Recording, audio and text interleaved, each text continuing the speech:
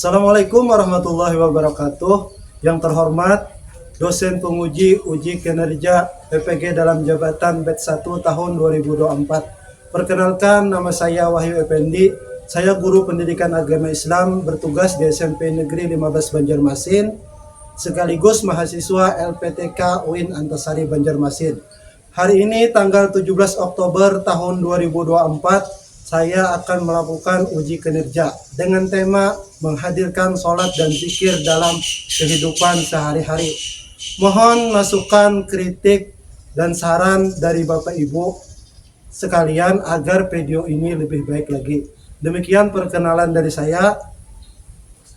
Wassalamualaikum warahmatullahi wabarakatuh.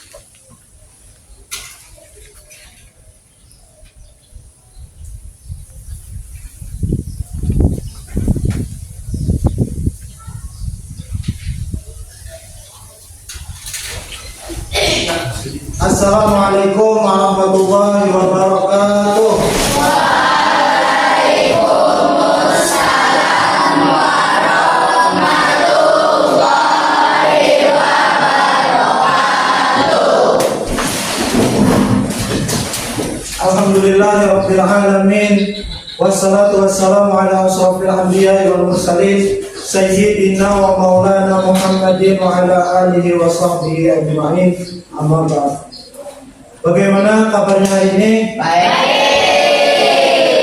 Alhamdulillah. Sebelum kita memulai pelajaran pada hari ini, terlebih dahulu kita berdoa sama-sama yang akan dipimpin oleh ketua kelas. Pada ketua kelas silakan maju ke depan.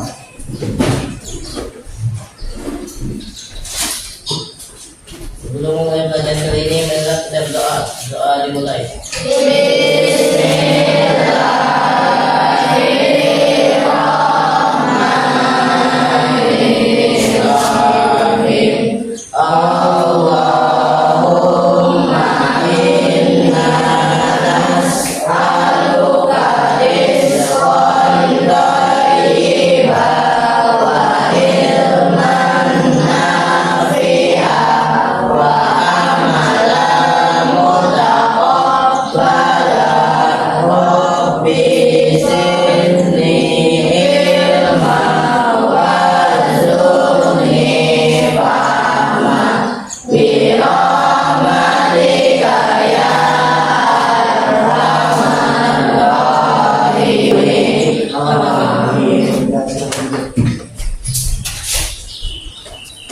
Bapak akan mengecek kehadiran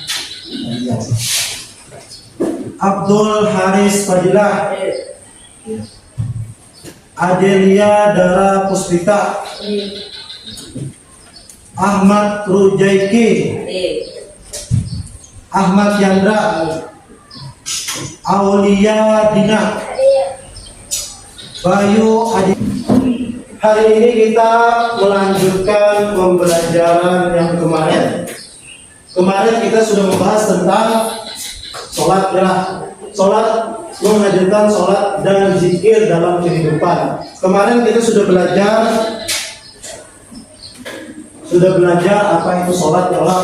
Sholat itu adalah ibadah yang dimulai takbir dan disudahi dengan salam. Nah itu secara istilah, secara bahasa, sholat itu artinya adalah doa ya. Nah jadi hari ini kita melanjutkan pembelajaran kemarin. Kalau kemarin apa caranya sholat itu mencegah daripada perbuatan keji dan munkar itu kemarin. Nah sekarang hari ini kita belajar sholat. Nah, peserta didik dapat memahami hikmah setiap bacaan dan gerakan sholat. Nah, jadi kita hari ini membahas tentang hikmah bacaan dan gerakan sholat. Nah, tapi sebelum kita masuk sana, Bapak ingin menyampaikan. Pada pelajaran hari ini, profil pelajar Pancasila dan profil pelajar Ramadan Alam yang ingin kita capai, yaitu yang pertama profil pelajar Pancasila. Pertama, apa nih? Beriman bertakwa kepada Tuhan yang Maha Esa dan Berhak.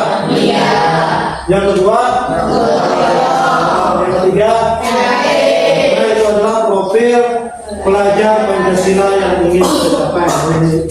Kalau profil pelajar rahmatan lil alamin yang ingin kita capai pada hari ini yang pertama adalah berhadapan. Nah, yang kedua lurus dan yang ketiga yang keempat nah itu adalah profil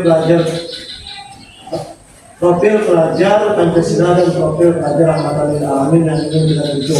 Nah, adapun tujuan pembelajaran kita pada hari ini yang pertama itu adalah peserta didik dapat menghubungkan hakikat sholat dan zikir dengan pencegahan perbuatan keji dan ini sudah kita bahas kemarin. Yang kedua, peserta didik dapat menuliskan contoh perilaku ketakwaan sebagai pemaknaan sholat dan zikir dalam mencegah perbuatan keji dan mungkar di lingkungan sebagai perubahan dibahas. Yang ketiga, peserta didik dapat memahami hikmah setiap bacaan dan gerakan sholat. Nah, yang ketiga inilah yang kita bahas hari ini. Kita bahas yang ingin kita tuju. Sebelum kita membahas masalah gerakan dan bacaan sholat, hikmahnya nih, Bapak yang menjelaskan sedikit tentang sholat jamaah atau sholat berjamaah. Nah, jadi sebujurannya dalam sholat itu banyak hikmahnya. Banyak hikmah yang harus kita ambil, banyak pelajaran. Salah satunya adalah pelajaran sholat berjamaah. Apa yang kita dapat ketika kita sholat berjamaah? Yang pertama, pada saat kita sholat berjamaah yang kita dapatkan itu adalah mempersatukan umat.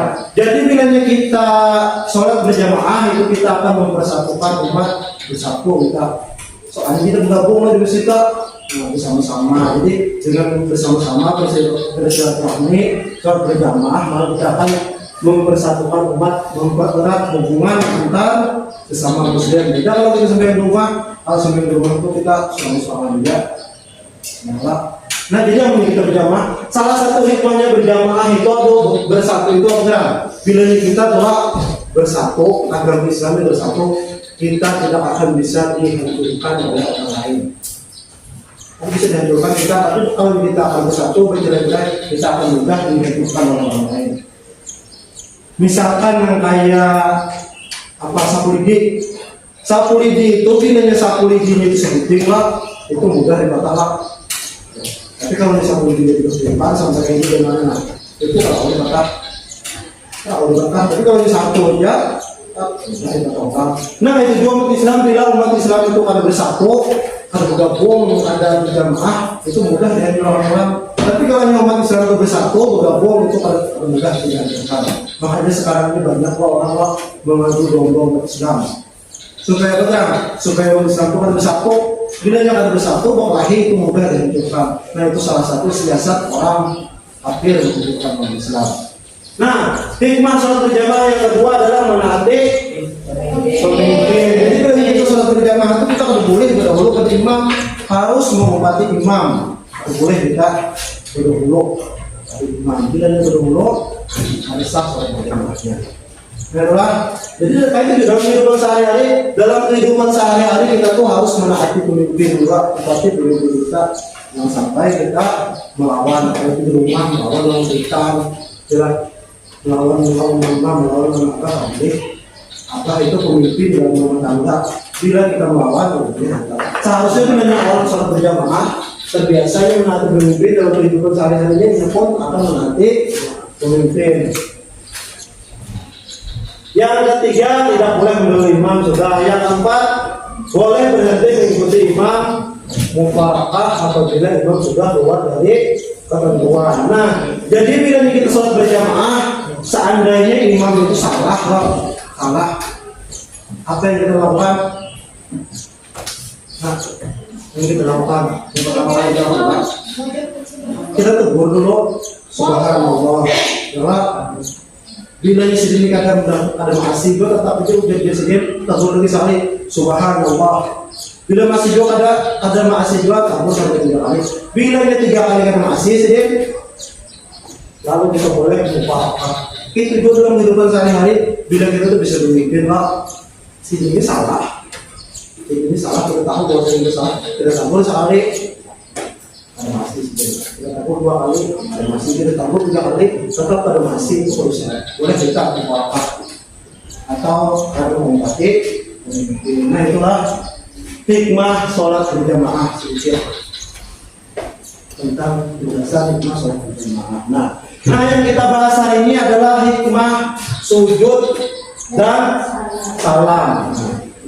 Sebelum Bapak beri tugas bagian, sebelum kita memberi kelompok, Bapak yang mesti menjelaskan hikmah sujud.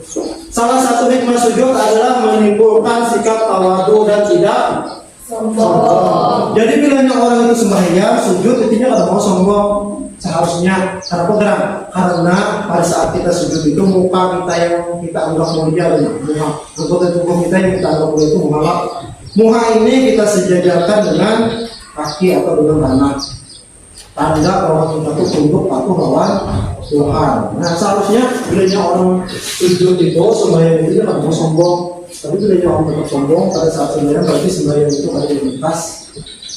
Selanjutnya hikmah salam. Salah satu rukun sholat adalah salam. Mengucap salam pada saat sholat berarti kita mendoakan terhadap Allah yang lain dan jangan pernah mengganggu atau merusaknya. Nah jadi dengan salam itu benar. Salam itu assalamualaikum warahmatullahi wabarakatuh. Salam itu bergerak. Salam itu sebetulnya doa sebenarnya. Jangan sampai orang yang sembahyang itu yang sembahyang padahal yang sembahyangnya mengganggu lawan kawan, menyakiti lawan kawan. Berarti ini tuh apa? Ada mau bekas sholatnya salam itu ada digunakannya. Padahal sebetulnya sembahyang itu mengajari kita supaya kita sudah tuntung urusan lawan Tuhan, maka kita berhubungan dengan makhluk. Pada saat berhubungan dengan makhluk itu maka kita harus salam, mengucapkan salam atau jangan sampai mengganggu dan merusaknya. Nah itu sedikit penjelasan tentang sujud. Nah sekarang buhan pian bagi menjadi 3 kelompok. Kelompok 1 silakan susun meja. Kelompok 1 Eli, kelompok 2 Salsa, Aris, kelompok Jaki dan seterusnya. Kelompok 2 Rizky Tabran, Parban, Randy, Yandra dan seterusnya. Kelompok 3 Dita, Sila, Lutfi, Anggi dan seterusnya. Silakan yang bagi kelompoknya. Ya, susun meja.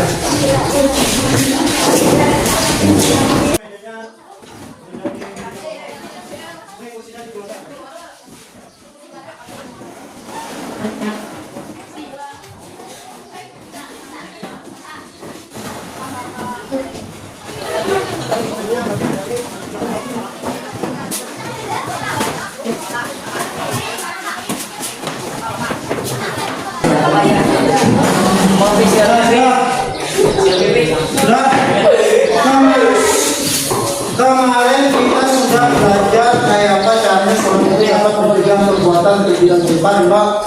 Nah, sekarang siapa yang bisa menjelaskan kayak apa caranya sholat itu dapat mencegah perbuatan kejiran riba? Siapa yang bisa? Supaya sholat kita itu dapat mencegah perbuatan kejiran riba, jangan orang kita. Sholat kita harus ihsan itu apa? Merasa didengar dan dilihat oleh Allah. Nah, itulah. Jadi sembahyang itu selain harus sesuai dengan ketentuan rukunnya, syarat sahnya, adalah kita juga ihsan di bawah mereka. Nah, selain itu juga supaya sholat itu membekas, menimbulkan sifat-sifat yang bagus, kita tuh harus tahu juga hikmahnya apa terang pada setiap gerakan sholat. Misalnya hikmah sujud dan salam, itu apa hikmahnya? Nah sekarang tugas perhatian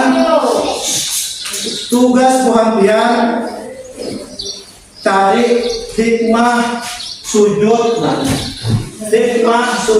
dan salam. Mencarinya materinya boleh di HP, boleh di buku, boleh di internet, boleh di video itu saja. Bapak beri kebebasan buat-buat misalnya boleh di mana video boleh, artikel boleh, di buku boleh. Nah itu ada kirim link video kan baik. Sampai ya silakan berjalan, ambil ambilnya, buka bukunya terdekat.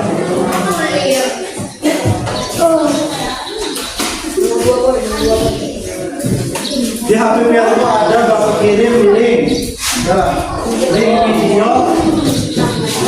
video siapa sih itu ada? Link video Buya Yahya ada itu.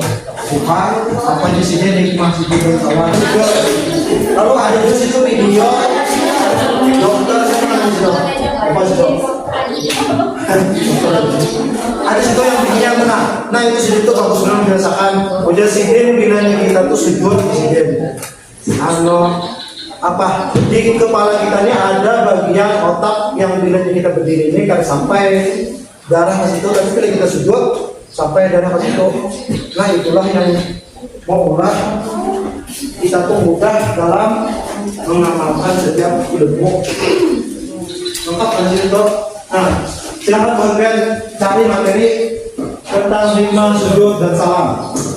Boleh membuka artikel, boleh membuka video atau mencari buku, boleh. Silakan. Nah, tentukan siapa yang menulisnya. Tentukan siapa yang menulisnya, lalu tentukan nanti karena siapa yang akan maju.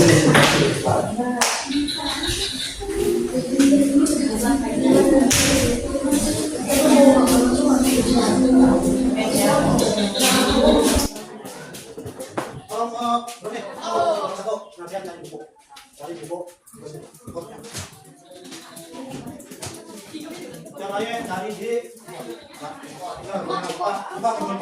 tulis hikmah sujud. Salah. Oke, biar sudah tulis. Hikmah sujud dalam salat. Saya sudah tuliskan bagaimana supaya kalau iman Islam supaya kita jangan melakukan salah.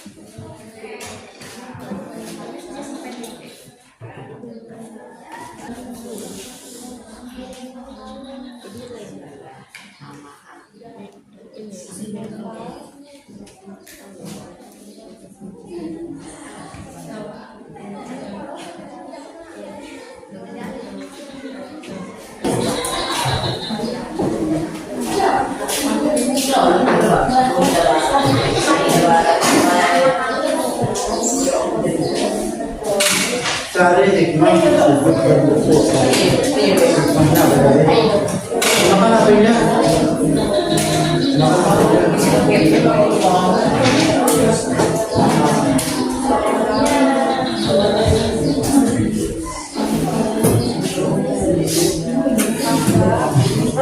Pamin, aman jamin.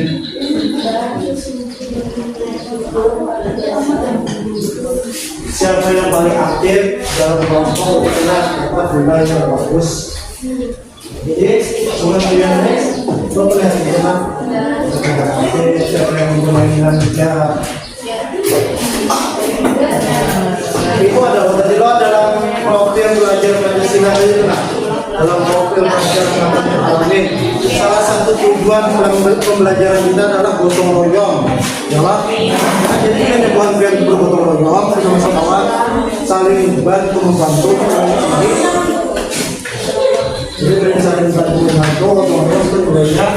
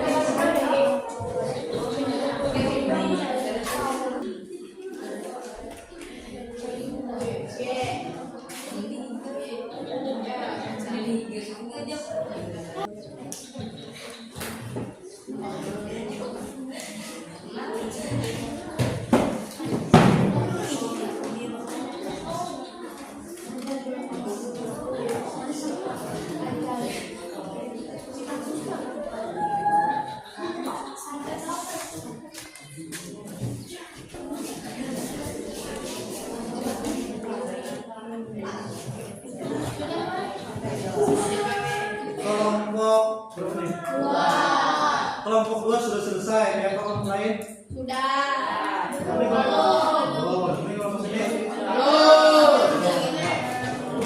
tunggu awalnya menyelesaikan tugasnya.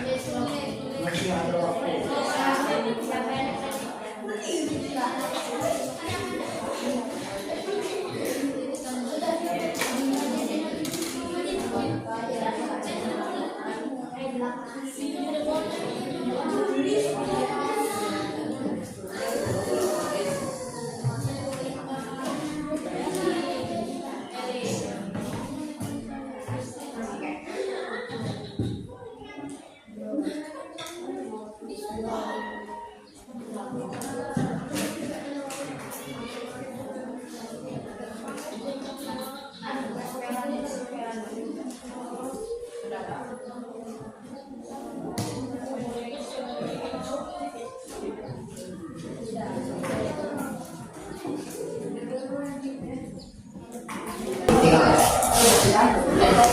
Ini kelompok sudah kemudian sudah ya kelompok dua sudah, kelompok tiga sudah, kelompok satu kayak begitu belum? Sedikit lagi kelompok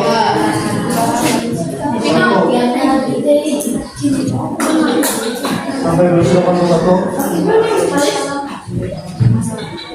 Hikmah salam ya, tadi benar. Hikmah salam ya.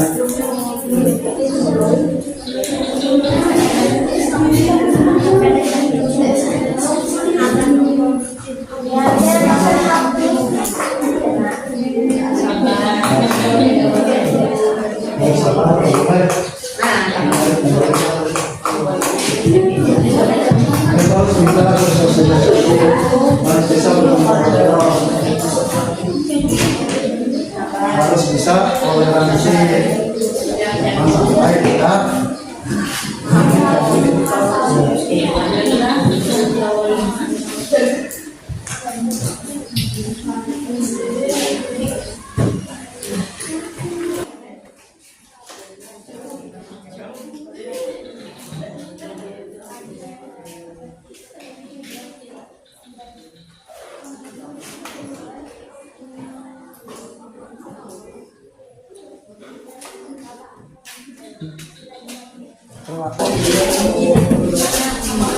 ya. Sekarang kelompok satu, nomor satu.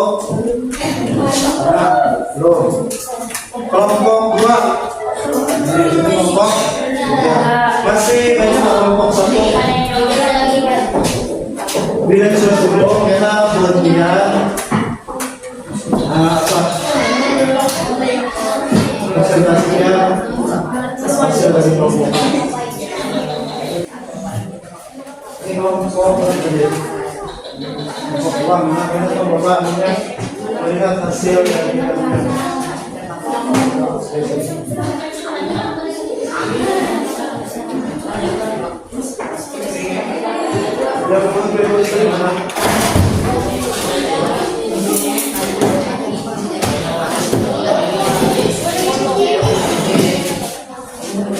hasil dari diskusi tadi.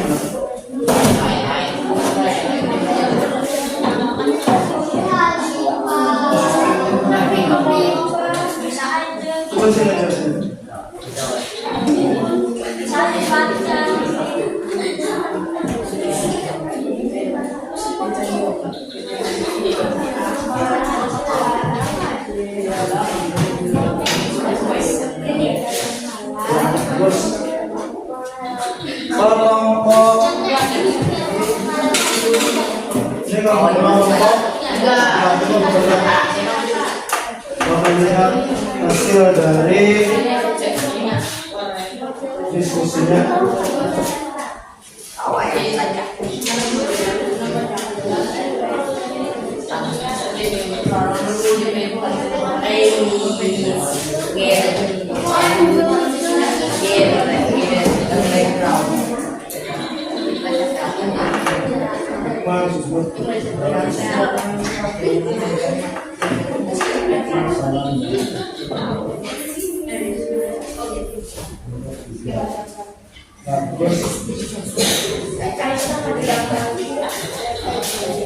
Kelompok satu. Siapa kelompok satu ini adalah apa yang ingin ada kelompok satu? Sulitan di mana?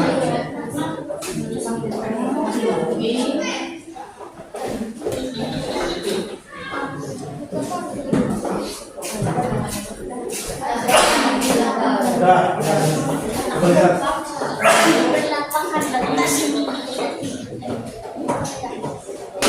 Ya bagus kelompok.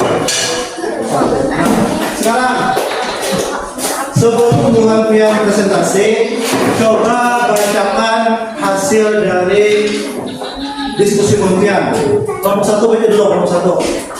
Masjid dalam memperlancar udara dan membaca penyumbatan udara, yaitu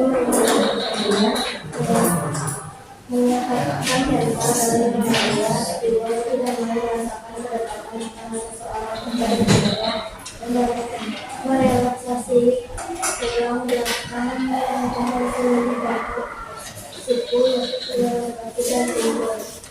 Hikmah salamnya di alam untuk selalu membuat orang lain yang benar-benar aman, damai dan tenang. Yang boleh nomor satu antara manusia pada tahun 2015 ada sesuatu cara yang terakhir dapat merasa keselamatan dan berkah. Nah itu tadi hasil dari diskusi kelompok satu. Wajar kelompok satu hikmah. Apa deh hikmah sujud itu banyak. Salah satunya tadi melancarkan apa deh pembuluh darah ya. Habis itu lagi merelaksasi tulang belakang ya. Nah itu dari segi kesehatan. Nah itulah. Yang kelompok dua, coba baca kelompok dua hasil kerja. Diskusi dari kelompok kami, yaitu kelompok 2. Hikmah dari tersebut, pertama mendekatkan diri kepada Allah Subhanahu wa Ta'ala, yang kedua mengungkapkan penasihat syukur, yang ketiga menyadari kuasa Allah Subhanahu wa Ta'ala, yang keempat adalah Rasulullah hikmah sama, yang pertama mengajarkan untuk peduli kepada orang yang membutuhkan, yang kedua mengajarkan untuk menjadi pemasaran Indonesia dan Allah Subhanahu wa Ta'ala. Ya, itu hasil dari diskusi kelompok dua. Yang kelompok tiga coba baca hasil diskusinya. Karena terakhir pemimpin bagi presentasi depan. Masjid dalam sholat, sujud dalam sholat dapat laki-laki sirkulasi darah, memecah penyumbatan pembuluh darah dan mencegah jantung koroner. Hikmah salat dalam sholat yaitu menyempurnakan iman, menghidupkan hati, menghubungkan dengan Allah, menjaga kebaikan, menghalalkan kebaikan, menentukan rasa keselamatan, rahmat dan berkah. Nah, sekarang kemudian ambil buku LKS, buku LKS. Buka halaman 31. Buka halaman 31. Penilaian sumatif 1 sampai 20. Silakan kerjakan. Adalah Yang kedua kan? ya halaman 32 kerjakan penilaian sumatif 1 sampai 20.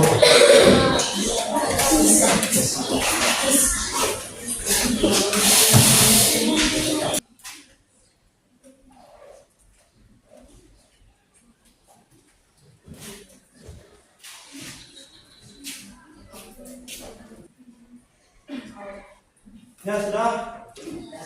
Sekarang kelompok 1, silakan perwakilannya maju ke depan untuk mempresentasikan hasil dari diskusinya. Kelompok 1 coba. Assalamualaikum warahmatullahi wabarakatuh.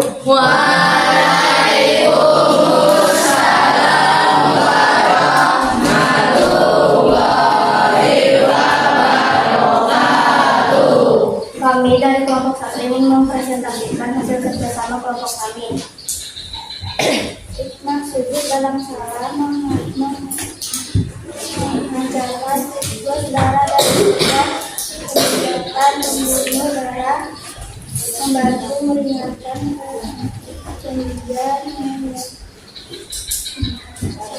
menyehatkan masalah, menunjukkan kesediaan untuk selalu membuat orang lain dan lingkungan merasa aman, damai dan tentram, menampilkan diri sebagai pemersatu antara manusia, alam semesta dan orang semesta. Sekian dari kami kelompok 1. Wassalamualaikum warahmatullahi wabarakatuh.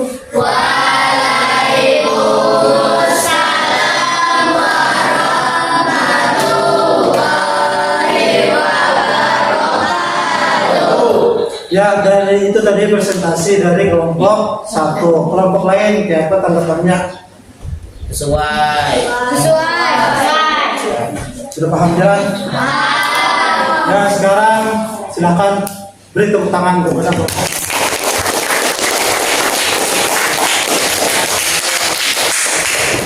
Ya, selanjutnya kelompok 2.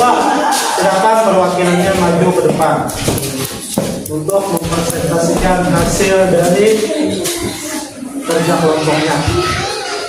Assalamualaikum warahmatullahi wabarakatuh.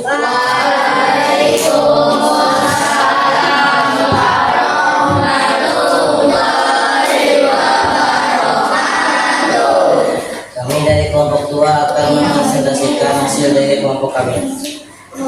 Hikmah dari sujud. Yang pertama, mendekatkan diri kepada Allah Subhanahu wa Ta'ala. Yang kedua, merupakan rasa syukur. Yang ketiga, menyadari kuasa Allah Subhanahu wa Ta'ala. Yang keempat, tidak sombong. Yang kelima, mohon ampunan. Hikmah salam. 1. Mengajarkan untuk peduli kepada orang yang membutuhkan. 2. Mengajarkan untuk menjadi pemersatu antara manusia, alam semesta dan Allah Subhanahu wa Ta'ala. Ini dari kelompok kami. Assalamualaikum warahmatullahi wabarakatuh.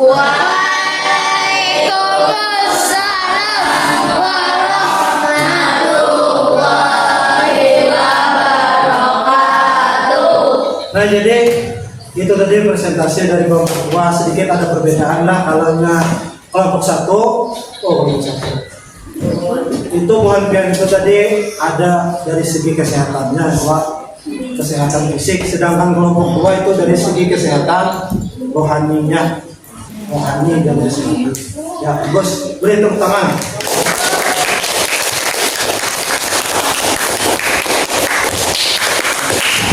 Selanjutnya kelompok 3.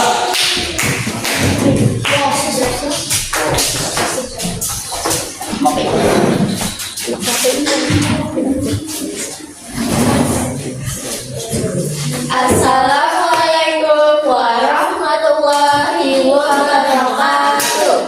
Waalaikumsalam warahmatullahi wabarakatuh. Kami akan mempresentasikan hasil dari kelompok kami. Hikmah sujud dalam sholat. Sujud dalam sholat dapat memperlancar sirkulasi darah, memecah penyumbatan pembuluh darah, dan mencegah jantung kelainan.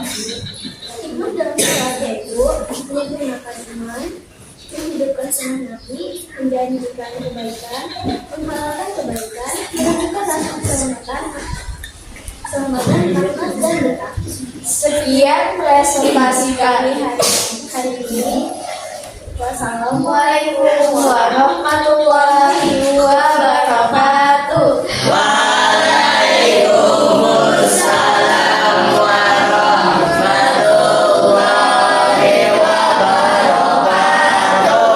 Nah, itu adalah hasil dari diskusi kelompok 3. Nah, kelompok 3 ini hikmah dari sujudnya itu tadi hampir mirip dengan kelompok 1. Hampir mirip. Kayak kelompok lain.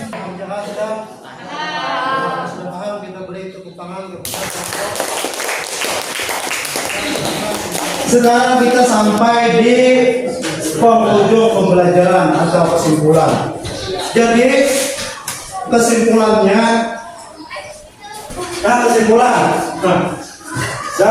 sholat adalah ibadah utama umat Islam. Banyak hikmah atau pelajaran yang dapat kita ambil dari pelaksanaan sholat, dan ketika kita melaksanakan sholat dengan sebaik mungkin sesuai dengan ketentuan dan ilmunya, maka insya Allah salat kita akan mencegah dari perbuatan keji dan mungkar serta mendatangkan sifat. Nah, jadi bila kita itu sholat sembahyang itu sesuai dengan ketentuan, rukunnya sesuai, syarat sahnya sesuai, kita mengetahui juga apa yang membatalkan sholat. Dan selain itu juga kita sholatnya kemarin itu harus ihsan, merasa melihat Allah. Selain itu juga kita harus tahu apa hikmah dari gerakan dan bacaan. Bila sudah kita tahu itu semua, sembahyang kita 5 kali sehari, insya Allah karena apa yang kita dapatkan dalam sembahyang itu terbawa dalam kehidupan sehari-hari. Nah, asalnya tak menyembah orang nanti apa adanya tahu bahwa Tuhan itu maha melihat dan mendengar. Karena ini sembahyang merasa dilihat Allah, merasa didengar Allah. Pada saat punya sujud meletakkan dahinya ke tanah, itu kan berarti punya orang rancak sujud setelah itu kan berarti sombong, merasa hebat, merasa alat. Nah itulah pembelajaran kita pada hari ini. Sebelum waktu tutup, adakah yang ingin bertanya sesuai dengan tema kita? Ada yang bertanya masalah kemarin boleh juga mau sholat kah, salat sholat kah, atau ya apa aja?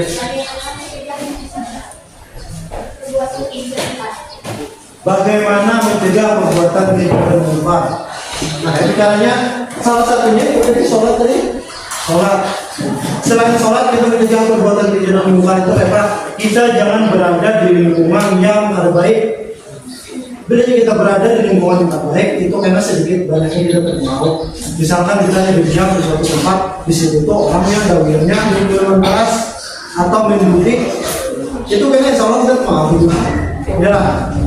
Ibarat peribahasa itu jangan orang tua pernah.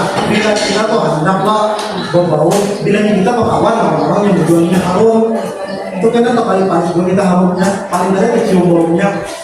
Nah itu juga kita tuh berkawan orang-orang yang berjual haram, itu bukan berjualan lah. Berkawan orang-orang berjual haram, insya Allah yang kita paling juga haramnya. Artinya mana?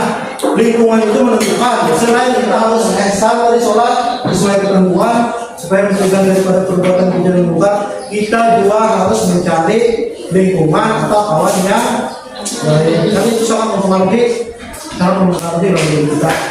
Nah, ada lagi selain itu ya. Haid. Nah kalau haid itu kan berdiri,